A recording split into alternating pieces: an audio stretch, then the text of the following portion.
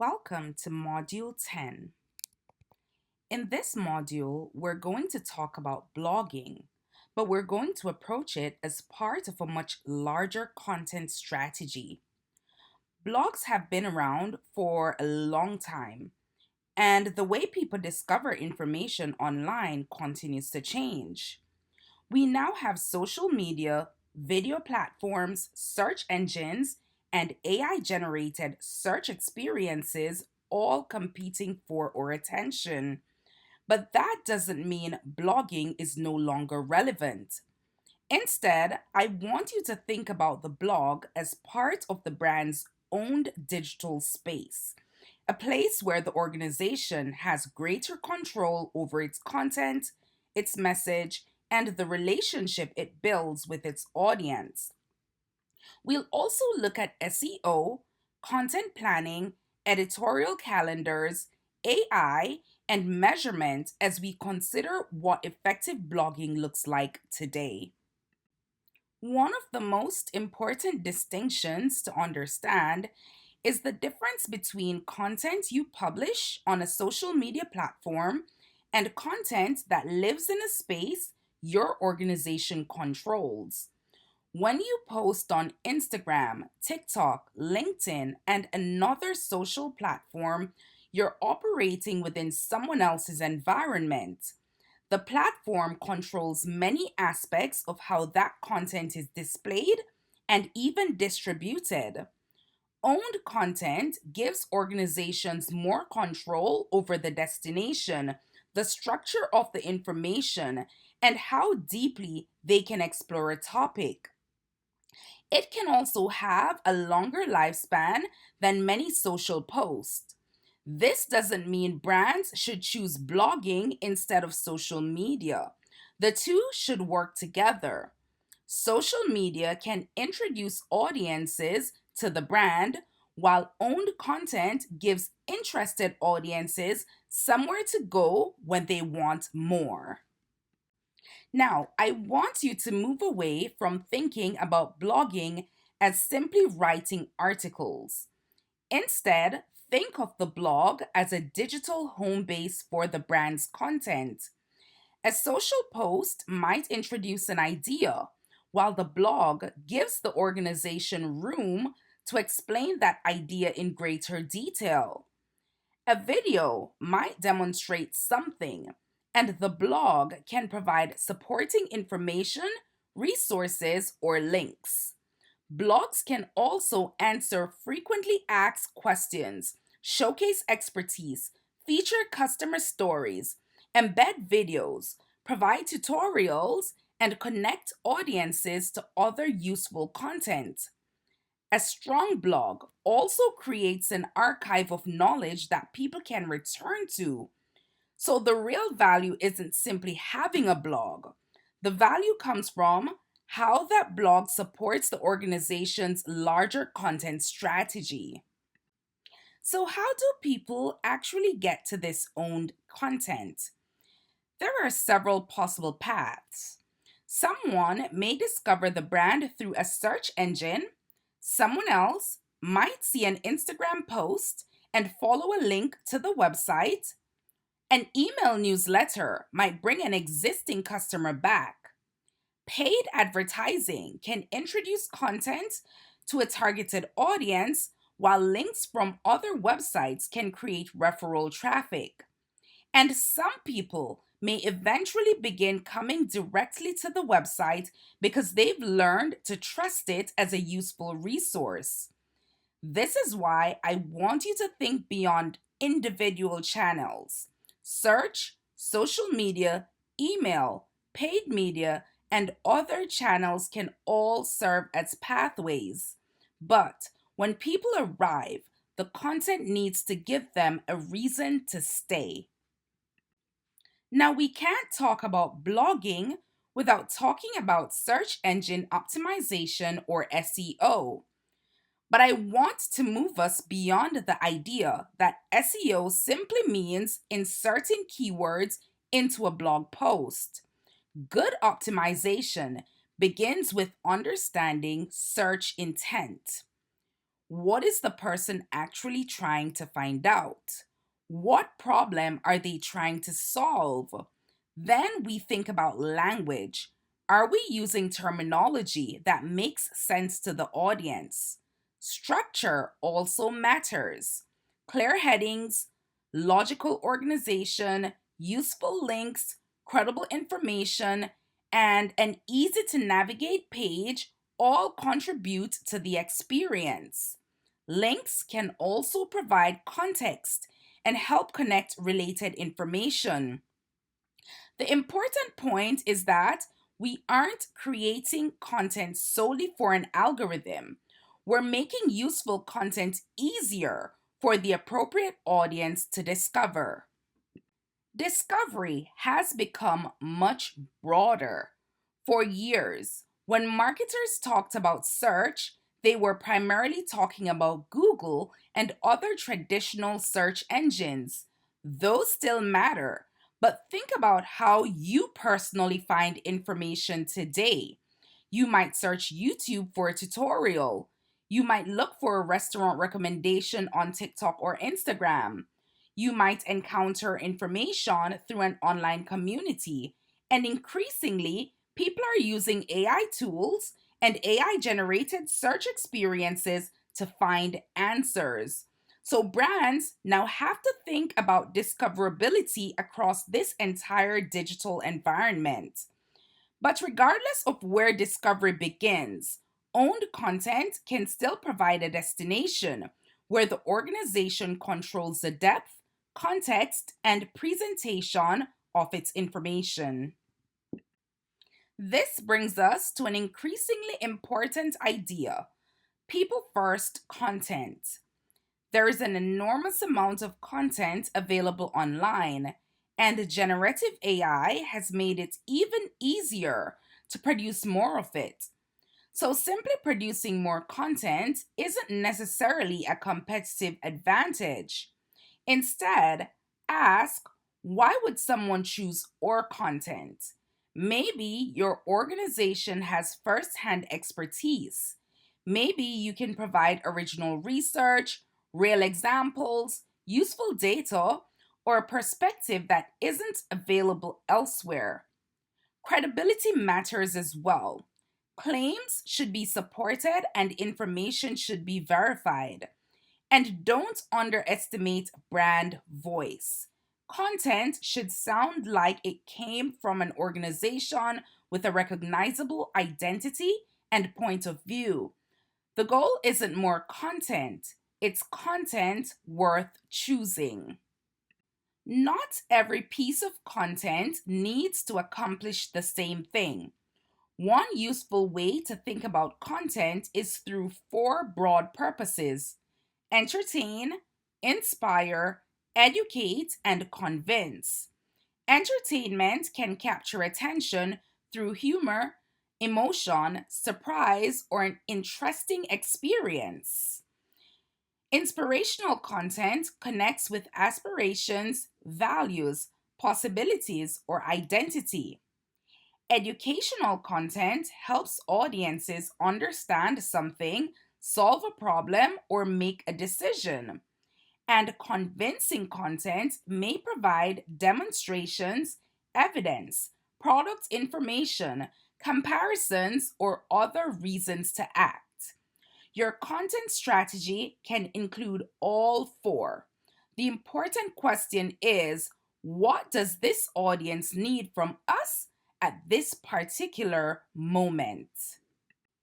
Blogging also gives brands opportunities to tell stories. But storytelling shouldn't simply be added because someone told you that brands need to tell stories. Start with your audience and objective. What do you want this person to understand? What should they feel? Is there an action you eventually want them to take? Then consider how a story might make the information more meaningful. You might use a customer example, an employee perspective, a problem and solution structure, or a real situation that helps the audience understand why the information matters. Maintain the brand's voice throughout and make sure the audience receives something valuable from the experience. Storytelling is a tool. It should strengthen the strategy rather than replace it. Some of you may be asking, why do I need to develop a blog? One of the advantages of creating strong owned content is that it can become the foundation for other content. Imagine you've developed one useful, well researched blog post. That article might become several Instagram posts, a LinkedIn post, a short form video, an email, or even the starting point for a longer YouTube video. Then those channels can direct interested audiences back to the original resource when they want more information. This is essentially a content ecosystem. And remember what we discussed in Module 9.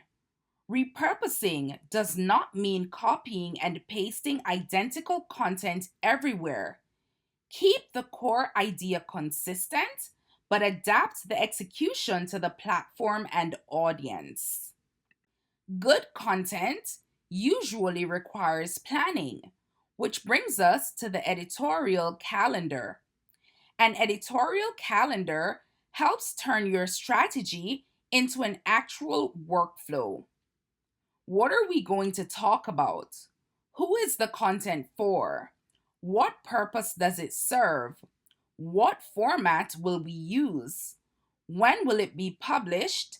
And who is responsible for making sure it gets done?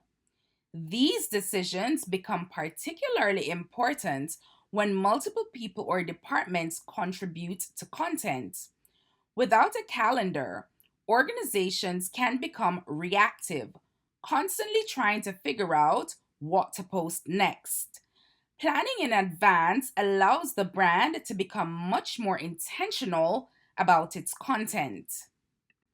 Keep in mind that your editorial calendar should also reflect the natural rhythm of the organization. Think about seasonal changes. A retailer's fourth quarter content calendar may look very different from its first quarter calendar. Think about campaigns, product launches, organizational events, holidays, industry moments, and recurring audience needs. You should also have some evergreen content, that is, material that remains useful regardless of when someone discovers it, and leave some flexibility in the calendar. Not everything can or should be planned months in advance. Sometimes something happens in the industry or culture that creates a legitimate opportunity for the brand to respond. The goal isn't to publish constantly.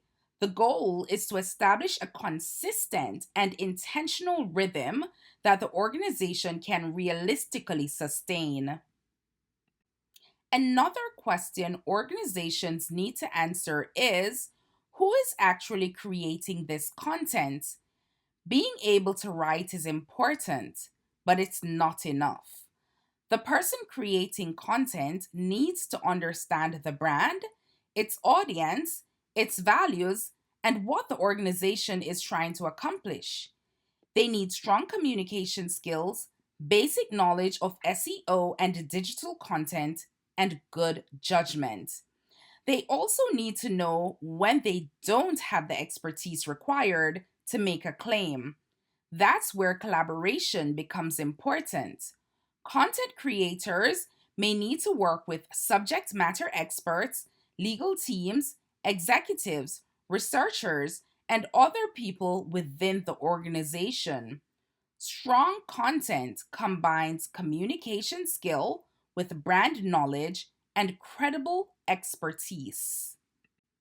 Evidently, AI is now part of many organizations' content workflows. It can help marketers brainstorm ideas, organize information, create outlines, develop draft language, generate variations, or repurpose existing material. But notice where AI appears in the workflow on this slide.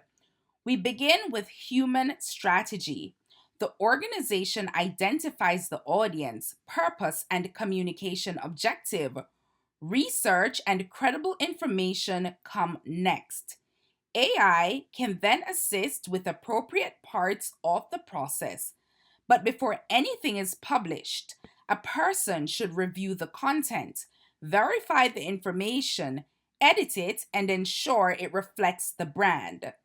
AI may accelerate the workflow, but the organization remains responsible for the final product. Now, let's talk about where AI can help. There are several places where AI can be particularly useful. It can help with ideation when you're trying to generate possible topics or questions. It can help organize an outline before you begin writing. You might use it to explore alternative headlines, summaries, calls to action, or ways of explaining an idea. It can also help identify areas where a draft could be clearer or more concise.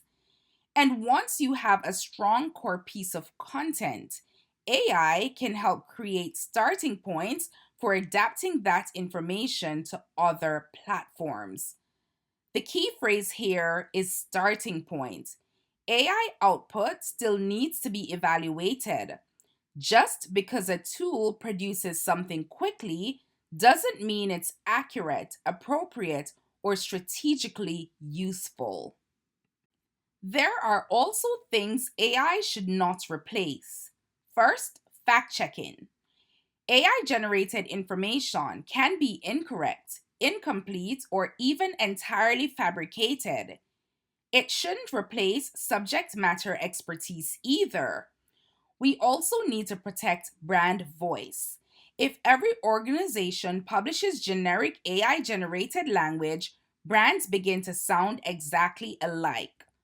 Confidentiality is another important concern here. Organizations need clear policies about what information can and cannot be entered into AI systems. And finally, don't use AI simply to flood your website with content. Producing 50 generic articles isn't necessarily more strategic than publishing 5 excellent ones. The goal is to use AI to support quality and effectiveness, not simply volume. Ultimately, the organization is accountable for what it publishes. Before content goes live, someone needs to verify the facts, names, dates, links, quotations, and other important claims. Sources and expertise should be appropriately credited. The content should also be edited for clarity, tone, accuracy, and usefulness. Ask whether it aligns with the brand's values and communication objectives. Consider privacy, confidentiality, copyright, and other potential risk.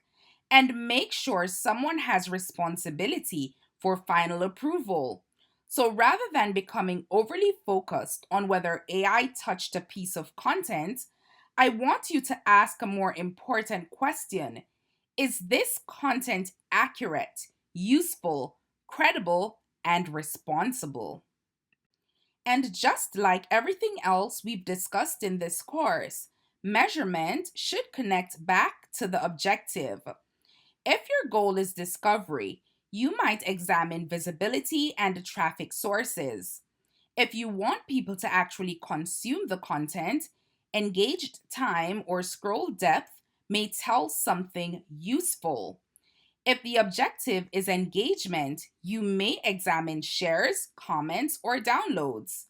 For conversion, look at meaningful actions such as leads, registrations, inquiries, or purchases. You may also want to know whether people return, subscribe, or continue using your content. And over time, backlinks, citations, and mentions may provide evidence that the brand is developing authority. Don't measure something simply because the dashboard makes it easy. Measure what tells you whether the content did the job it was created to do. Before launching a blog or even publishing a major piece of content, run through this checklist. Who is the audience? What is the objective? What value are we providing? In other words, why should someone spend their time with this content? How will people find it? Is the information accurate and credible? Does it sound like our brand? And finally, what happens next? Sometimes the desired next steps may simply be the audience understands the issue better.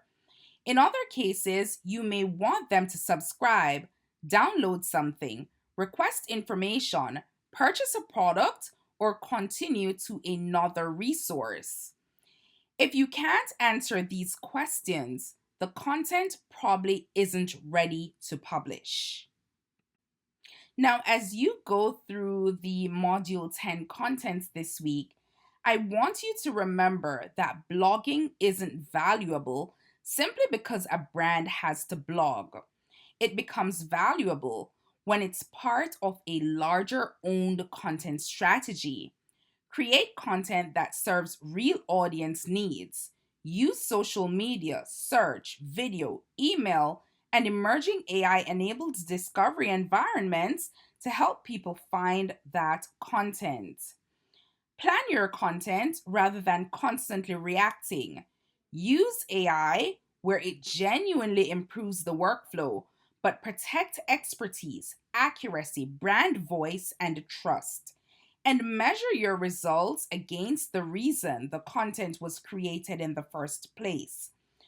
The ways people discover information will continue to change. Platforms will change. I've been mentioning this through every lecture. Search will change. AI will change. But the need for useful, credible, strategically developed brand content isn't going away.